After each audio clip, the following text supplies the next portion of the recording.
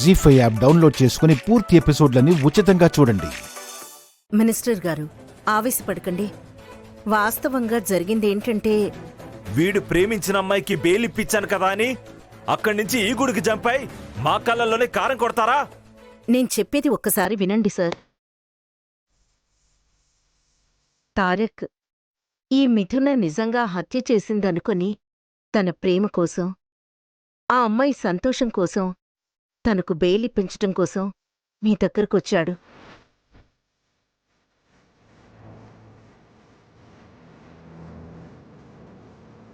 మీ అమ్మాయి గతంలో తారక్ని ప్రేమించానంది కాబట్టి మీరు మిథున బెయిల్కి మీ అమ్మాయితో పెళ్లికి లింక్ పెడితే పాపం మిథున కోసం తప్పక సరే అన్నాడు. ఇప్పుడేమైంది? ఈ అమ్మాయి నిర్దోషం నిరూపణైందా? కేసు కొట్టేశారా? ఎగిరి గంతేసి ఈ అమ్మాయికి తాలి కట్టి మా అమ్మాయిని ఎగతాలు చేద్దాం అనుకుంటున్నారా?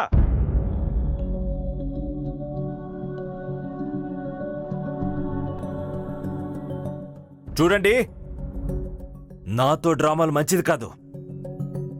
వేలాకోలాలు చేస్తే ఈ అమ్మాయి మీద సాక్ష్యాలు స్ట్రాంగ్ గా చేసి లైఫ్ లాంగ్ శిక్ష పడేలా చేస్తాను.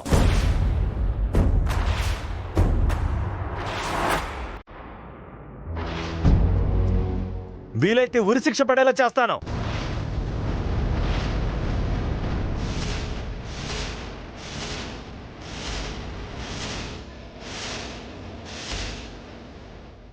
అసలు హత్య చేయండి, జైలు శిక్షలు, ఉరి శిక్షలు ఎలా వేయిస్తారు సార్? ఓ, బాడీలు మార్చా? పోస్ట్ మార్టం రిపోర్ట్లు మార్చా? లేక ఏ వ్యవస్థనే ఏ మార్చా? మా మిథున ఏ మురళిని చంపాననుకుందో ఆ మురళి బ్రతికే ఉన్నాడు.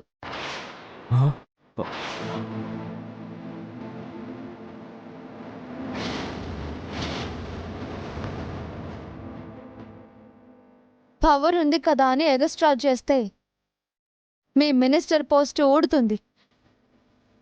పార్టీ నుండి మిమ్మల్ని బయటికి గంటేస్తారు. ఏం మాట్లాడుతున్నావు? మురళి బ్రతుకుండడమేంటి? అవునండి, మురళి బతికే ఉన్నాడు.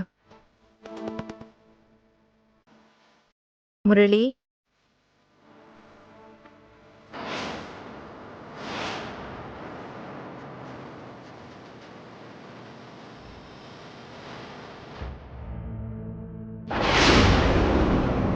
మినిస్టర్ గారు, ఇతనే బ్రతికి బట్ట కట్టిన మీ మురళి. చూడండి, బాగా చూడండి. చెప్పండి అత్తయ్య గారు, ఇప్పుడు తారక్ గారి పెళ్లి ఎవరితో జరుగుతుందో వివరంగా చెప్పండి. నిజానిజాలు తెలిసాక నా కొడుకు ప్రేమించిన మిథునతోనే పెళ్లి జరిపించాలని నిర్ణయించుకున్నాను.